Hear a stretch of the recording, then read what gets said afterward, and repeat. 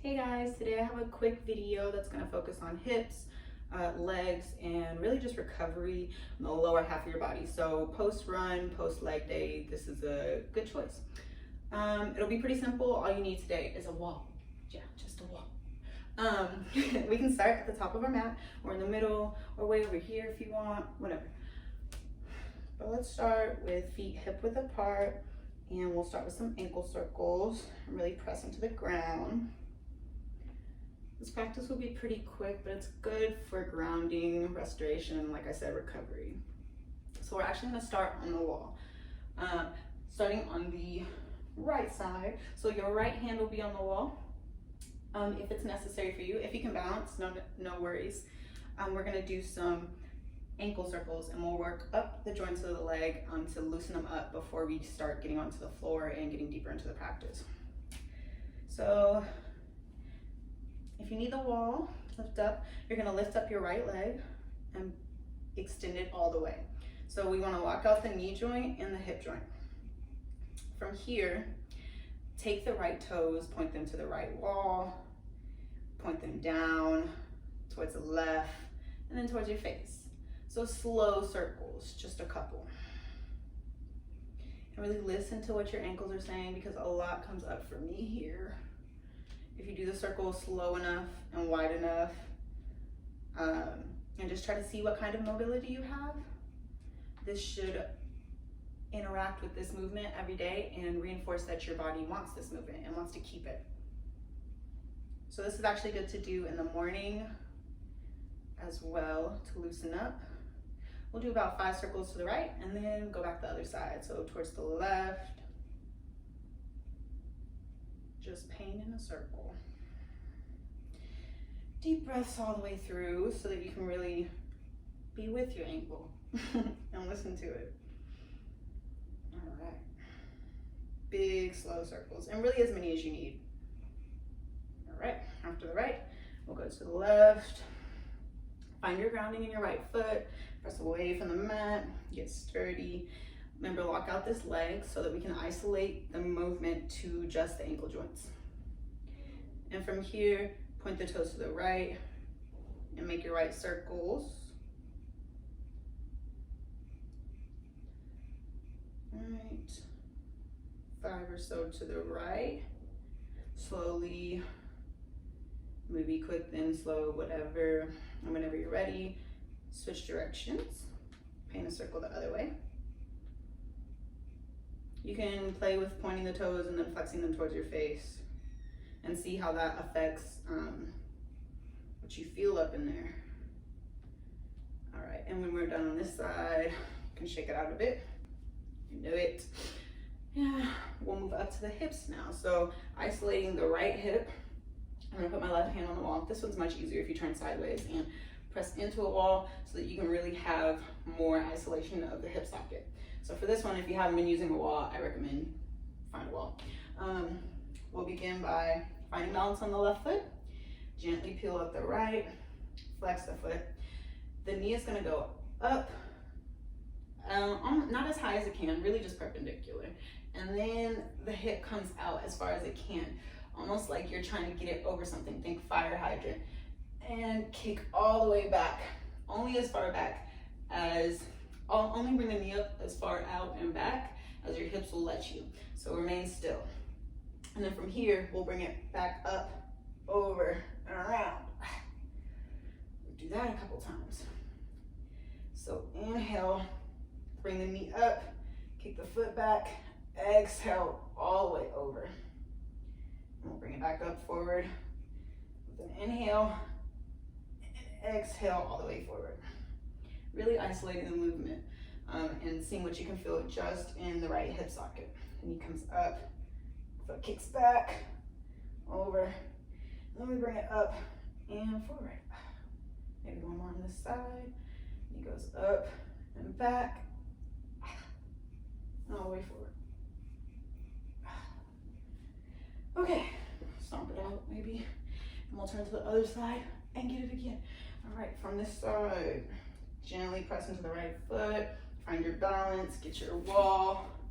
Knee comes up perpendicular. It's a little tight over here.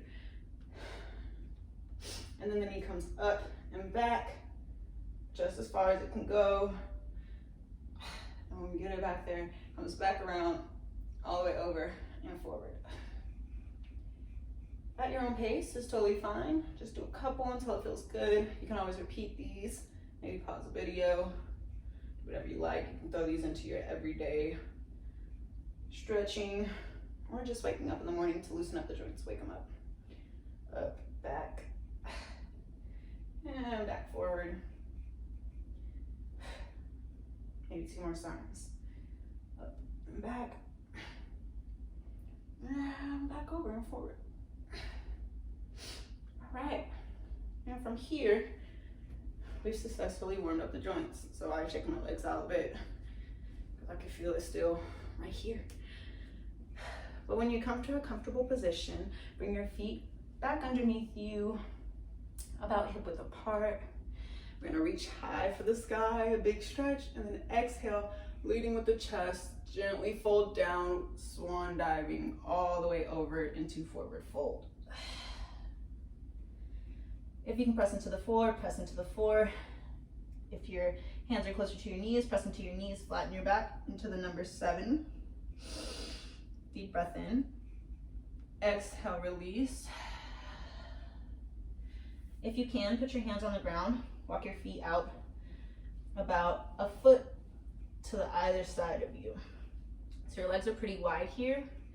If your hands are on the ground, you can use them to lower you closer down, but from here, you guessed it, we're lowering chest, the neck and shoulders and head, focusing on the stretch in the back of the leg. So all the way from the Achilles to the top of the thighs. You can do some twist here, wake them up if you want. It's not about how far down to the ground you go. We're focusing on the legs today. So really just get to a place that feels good for you. I go from side to side, kinda helps me to wake up the muscles that I'm trying to work on. Like I said, particularly in the backs of the thighs. From here, bring your hands back to center if they are on the floor. Turn both toes out, both feet out to either side of you. And bend the knees a little bit. Yeah. And then drop the butt if you can. You can walk the knees in, or the feet in closer if you need to. But we're going into frog. For frog, I have to kind of gently come into it. We just worked on the hips, so the hips should be a little loose, but I still have to kind of shift my weight. You can play with your weight back and forth. Open up on the right, come back to center, open up on the left. Really try pressing away from the ground with your feet here, and find something that's comfortable for you. If you have to stay in motion the whole time, stay in motion the whole time. If you can, come to a squat. Deep breath in, deep breath out. One more time. Send your exhale to your hips or whatever's super tight right in this position. So deep breath in, straighten up back, chest is forward, deep breath out. Open the hips. From here, if you can, drop your butt to the floor. Gently. Oh, fuck. Yeah, just smoothly come to a comfortable seated position. And one of the last things we'll work on today is hip flexors. So from the seated position, find your way to the wall. Once more, this one you definitely need a wall for. We're gonna start by coming onto all fours.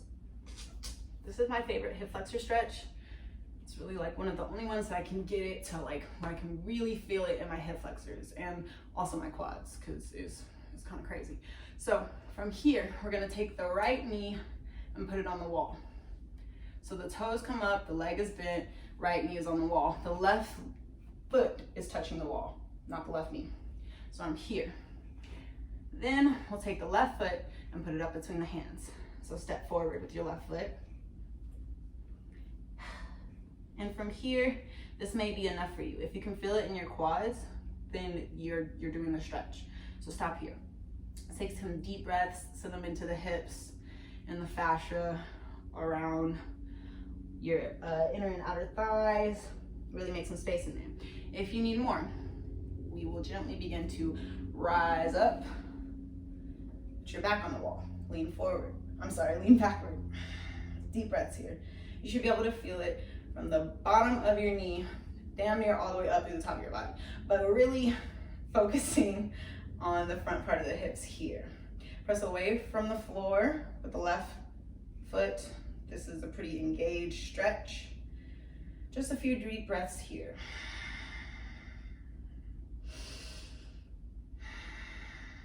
You want to make sure your hips are even. So mine kind of naturally do like this. Ooh, I'm gonna fall. Mine kind of naturally do a little dip. So press into your pelvic floor. Lift up from the belly. Thinking forward with the chest. Head, heart, shoulders are in alignment still. Even if you're here, you're leading with your chest. And when you've had enough, come back down. Place the hands on either side of the left foot. Bend the left knee, send the leg back. And you can bring the right knee back to meet the left. We can do some cat-cow here if you like. Drop the chest, rise the hips. Turn the head sideways for you. So inhale, drop the belly. Exhale, round it out. You can add a lot of movement or a little. Inhale, drop the belly. Exhale, round it out. Deep breaths while you stretch so you can really release all the toxins and stay engaged. Get the most of your time of your workout. Exhale, release. All right, then we'll go on to the other side. Taking this left knee to bend on the wall. So the left shin is pressed on the wall or whatever. And then the right foot comes up between the hands. Yeah. If this is enough for you and you feel it in your quad, you're doing it. If not, press onto that right knee. Come up a little more, lean back. Really press away from the floor with the right foot. That's what's gonna send you opposing forces. Gonna get the job done. Deep breaths here. Keep the hips level. I don't know about you, but my quad screams when I do this. I kind of like it. But if you focus on the breath and send it to that area, it makes it much more enjoyable. Or just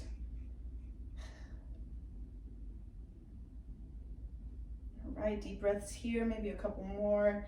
Hips stay even, chest is forward.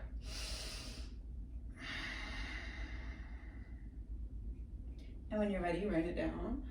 Hands frame the foot. Send the right leg back. And then the left knee comes up to meet the right. We'll bring our knees underneath and sit back into a comfortable seated position. Last thing today is gonna get the outsides of our hips pretty good. It's called Gomukhasana, it's called cow pose for non-Sanskrit trying to learners. It's really just advanced crisscross applesauce. We'll start with our right knee on top. Let's bring this left knee towards the center of the mat, or really towards the center of you. And then you're gonna take your right foot, you don't have to hold it, but you're gonna put your knees on top of each other. So attempt to stack the knees. From there, walk the feet out so that they're in a straight line. You can press on them. I like pressing on this right foot. I can really feel it in here. The idea is that you can feel it in either hips, pulling forward. This releases lots of toxins, as most stretching does, but this one's really a detox because you're using both sides of your body, both sides of your brain. So wherever you feel discomfort here, send breath to. And whatever that means to you is how you do it. So you can't really do it wrong. It's just about awareness. Take deep breaths here and just become aware of the parts of your body that are expanding. If you send a breath deep into the belly, you'll be able to see and become more aware of where the body is contracting. Last breath here. Straighten up through the head, neck, and shoulders. Chest is stacked over the belly, which is over the hips. and your pelvis is sitting directly underneath. Not leaning forward or back, but just directly underneath, supporting you. From here, bring the legs back to center. We're gonna work on the left side. So you can bring them out and around. Maybe get some of these in between, rock the knees from right to left. And whenever you're ready, center the right knee. Left knee stacks on top. Bring the feet to a parallel line. A straight line. Take a deep breath in. Relax the shoulders, pull them far, far away from the ears. Deep breath in again. Let's bring the shoulders to the ears and then send them back all the way down the back so that they're supporting the chest and sticking out. So that your spine is naturally stacked on top of itself. Your spine is actually never like this, or not supposed to be like this. It has a little bit of natural curve in it. That being said, we can kiss the shoulder blades and our spine is in better alignment. So send the shoulder blades way, way back and really try to open the chest with this. And send your awareness to either side of the hips, maybe the outside of the thighs, maybe some head, neck, shoulder circles, whatever you want to get in before the practice is complete.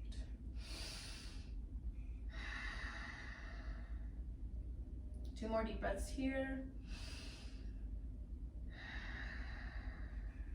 Allow this to ground you. It's the last posture. Some of us don't sit on the floor very often, so this really is very physical grounding. But it's also mental and spiritual, in a way. And when you're finished here, you can bring your legs back out in front of you. Maybe windshield wiper them out, left, right, with the knees and the left and the right, left, until they're all out in front of you. Thank you so much for practicing with me today. That's all I had planned. Just gonna work out the legs until we're done. Make sure to drink lots of water after you run, obviously. But after stretching or any sort of twist or exhilaration of any kind, really, lots of water is good for recovery. Recovery is good for the most difficult things that you do. So it all plays the same part of the big picture. Thanks so much for practicing with me today, guys. Like, comment, subscribe. Let me know if you have questions. Deuces.